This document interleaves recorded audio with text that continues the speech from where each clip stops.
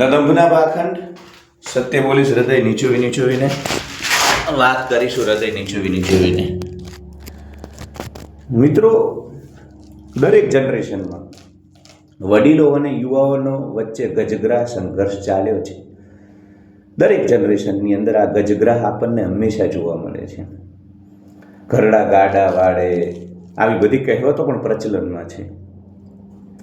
પણ હું એક વાત કહેવા માંગીશ કે ઘણી બધી વાતોમાં વડીલો મિથ્યાચારી હોય છે.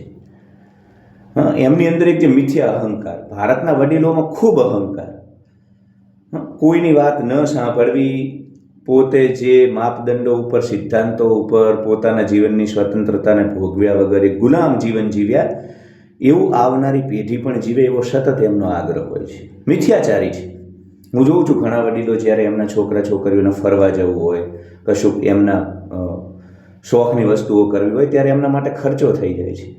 અને આ જ વડીલોને હું લગ્નમાં સમાજ એમને મોટો ભા કહે, સમાજ એમને માન સન્માન આપે એટલે અધઃ ખર્ચા કરતા જોઉં છું, લાખો રૂપિયાનો ધુમાડો કરતા જોઉં છું, જેમાં પૂંજી ખર્ચી નાખતા જોઉં છું. એટલે વડીલો મિથ્યા. ભરતભૂષણ તિવારીનો જે કેસ તમે હમણાં જોયો, એમાં પણ એ વિસ્તારના જે બુમર વડીલો હતા, રાજકારણીયા, સમાજના આગેવાનો, બધાની ભૂમિકા છે. ઉદાસીન હતા બધા. એટલે ઘણી બધી વખત વડીલો મેં, અને ખાસ કરીને પંથ સંપ્રદાયની અંદર જે માનતા હોય ને, પંથ સંપ્રદાયના જે કીડા મકોડા હોય આ વડીલો, એ તો ખૂબ ખૂબ દંભી પાખંડી, ખૂબ વાતો કરે મોટી, મોહ આસક્તિ નથી ને સદાચાર ને, પણ જીવન જુઓ તો આખું આખું જીવન એમનું મિથ્યાચારી હોય. એની અંદર મોહ આસક્તિથી ભરેલું હોય, સતત પૈસાની પાછળ હોય, સતત રજોગુણમાં લિપ્ત હોય. એટલે આ પ્રકારની પ્રવૃત્તિઓ તમને એમની અંદર જોવા મળે. એટલે જેનજી વર્સિસ બુમર, આપણે કોઈ જનરેશન વોર કરાવવા નથી માગતા. હું તો વિડીયો પણ બનાવી ચૂક્યો છું કે ભાઈ ભારતની અંદર જેન્ડર વોર આ લોકો કરાવવા માગે છે, સ્ત્રી પુરુષ વચ્ચેના સંબંધોને કલુષિત કરવા માગે છે. જેનજી, મિલેનિયલ, બુમર આ પ્રકારની વાતો કરીને પણ વાળા ઊભા કરવા માગે છે મનુષ્યની અંદર.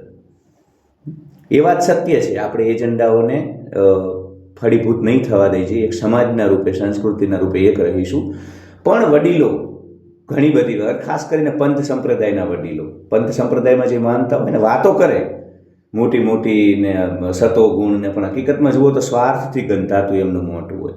અને ખાસ કરીને ભારતના જે બુમર છે, વડીલો છે, એ વ્યક્તિગત જીવનમાં સુખોની અભિલાષા રાખે છે, પણ સાર્વજનિક રીતે ટીકા કરશે. વ્યક્તિગત જીવનમાં સ્ત્રી પ્રત્યેનું આકર્ષણ ને બધું તમને જોવા મળે. સીસીટીવી કેમેરા જેવા આ જ વડીલો હોય છે બધા. પણ સાર્વજનિક રીતે જ્યારે ચર્ચા કરતા હોય ત્યારે પોતે સદાચારી છે અને પોતે આદર્શ પુરુષ છે, એ પ્રકારની વાતો એ કરતા હોય. એટલે ઘણી બધી વખત યુવાનો અને એમની વચ્ચે સંઘર્ષ આપણને જોવા મળે છે.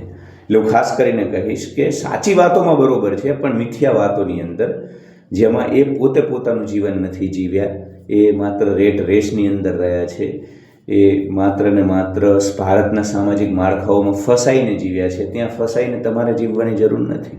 ખાસ કરીને લગ્નની બાબતમાં, નોકરીની બાબતમાં. લગ્ન અને નોકરી બાબતે એમની જે માન્યતાઓ છે, બધા લગ્ન ન કરી શકે, દરેકની પ્રકૃતિ ન હોય. લગ્નને લઈ, નોકરીને લઈ મને ઘણી બધી વખત પૂછવામાં આવે કે શું લગ્ન કરું? તો હું કહું કે ભાઈ પહેલાં તારી આખી કરમ કુંડળી જાણવી પડશે. તું કયા પ્રકારનો માણસ છે, તારા શું મનસુબા છે, તારા શું સપનાઓ છે.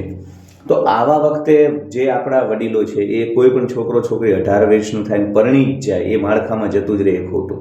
હું નથી કહેતો કે બધા લગ્ન ન કરે. અમુક લોકો માટે લગ્ન કરવું ડિઝાસ્ટર છે, એમને લગ્ન ન કરવા જોઈએ. અને અમુક લોકો માટે ન કરવું, અમુક લોકો માટે નોકરી કરવી ડિઝાસ્ટર છે, અને અમુક લોકો માટે નોકરી ન કરવી. એ દરેકની પ્રકૃતિ અલગ અલગ હોય છે, દરેકની પ્રકૃતિ. એટલે વડીલોનો જે આ એક ખાસ કે ભાઈ 18 થયા સગાઈ, 20-21 થયા લગ્ન, નોકરી. તો ભાઈ ભારતનો યુવાન, ભારતની જેનજી, આવનારી જનરેશન આલ્ફા જેનજી, એ આ બધી વાતોની અંદર નહીં પડે. એ આ બધી વાતોમાં તમે જેટલું કોમ્પ્રોમાઇઝ કર્યું, તમારા કારણે, ખાસ કરીને હું તો કહું છું કે મિલેનિયલ 40 આજુબાજુના જે અત્યારે લોકો છે ને, એ બિચારી સેન્ડવિચ જનરેશન છે. બુમરે આપણને દબાવ્યા, જેનજી પણ આંખો કાઢે. મિલેનિયલની તો ખૂબ વિકટ સ્થિતિ આપણને જોવા મળે છે. એ ક્યારેય જીવી જ ન શક્યા. એ યુગ પરિવર્તનની એવી સ્થિતિમાં ધરતી ઉપર આવ્યા જ્યાં પોતાનું જીવન ક્યારેય જીવી જ ન શક્યા. એટલે વડીલો ઘણી બધી વખત અનફેર હોય છે. વડીલો પોતે નથી જીવ્યા, પોતે સડેલું જીવ્યા છે, એમના વ્યક્તિગત સ્વાતંત્ર્ય, એમના માનવ અધિકારોનું હનન થયું છે, એટલે એ લોકો ઈચ્છે છે કે તમારા માનવ અધિકારોનું પણ હનન થાય, તમે તમારું જીવન બિલકુલ ન જીવો. તો આપણે આવું નહીં કરીએ મિત્રો, આપણે આપણું જીવન પૂર્ણતાથી જીવીશું.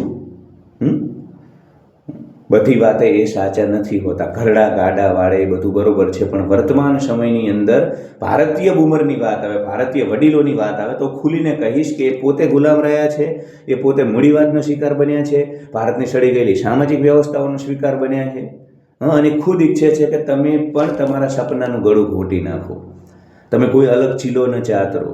અને બહુ મિથ્યા અહંકાર ખૂબ હોય, વડીલોમાં ખૂબ અહંકાર, એ કહે જ વાતો સાચી. કોઈ નવો વિચાર ન આપી શકે, કોઈ નવી દિશા ન આપી શકે, નવી પહેલ ન કરી શકે. આ પ્રકારનું સંકુચિત કુંઠિત એમનું સંપૂર્ણપણે માળખું છે. તો આ બિલકુલ દબાણનો સ્વીકાર નથી કરવાનો. ખાસ કરીને હું આજ જે વાત કરવા માગું છું એ લગ્ન, નોકરી અને બાળકો.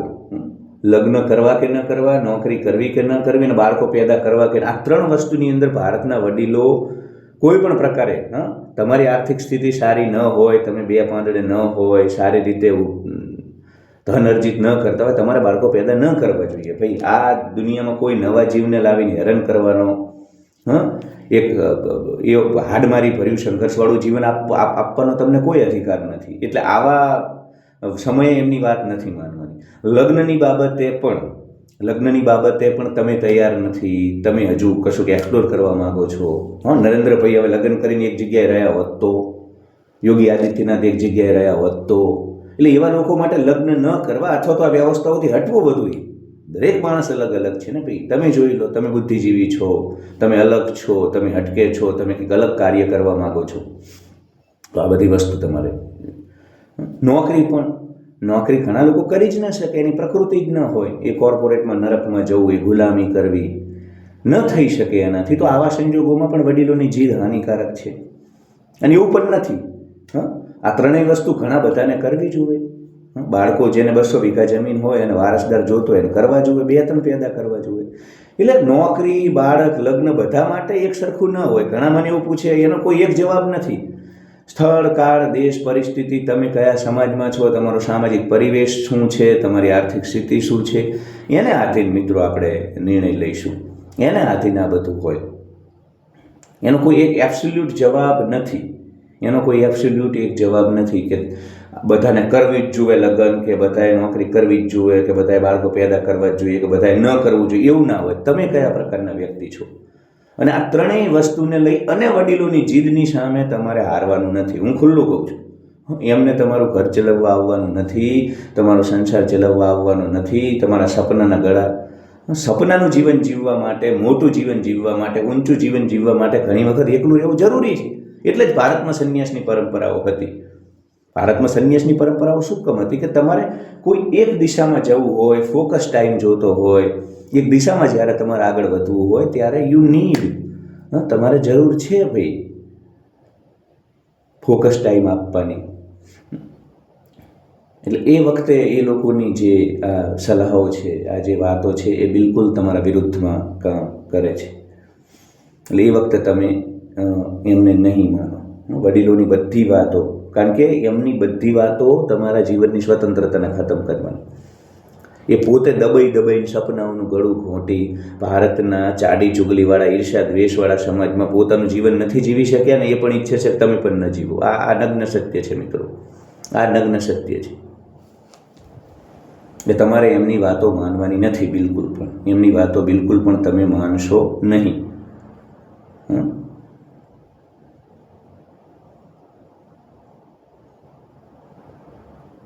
એટલે ભારતીય વડીલો ઘણી બધી રીતે યુવાનોનું ગળું ઘોંટવાનો પ્રયાસ કરે છે. એમનું જીવનને નિયંત્રિત, એમની ઈચ્છા મુજબ એમની કારકિર્દી, યુવાનો પોતે શું ઈચ્છે છે પોતાના જીવનથી, એ વાતોની સાથે બહુ મોટો કોમ્પ્રોમાઇઝ કરવાની એમની મનોવૃત્તિ હોય છે.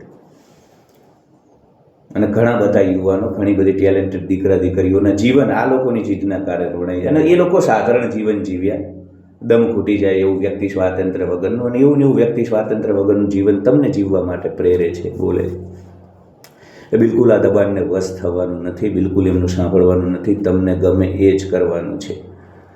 Love you, thank you so much for watching. Like, share and subscribe. Height my video, comment, ડિસ્ક્રિપ્શનમાં જાજો, ત્યાંથી કાઉન્સેલિંગ કોલ લઈ શકો છો. મેમ્બરશિપ લો, મેમ્બરશિપ લઈ તમે મારું ઉત્સાહવર્ધન કરી શકો છો.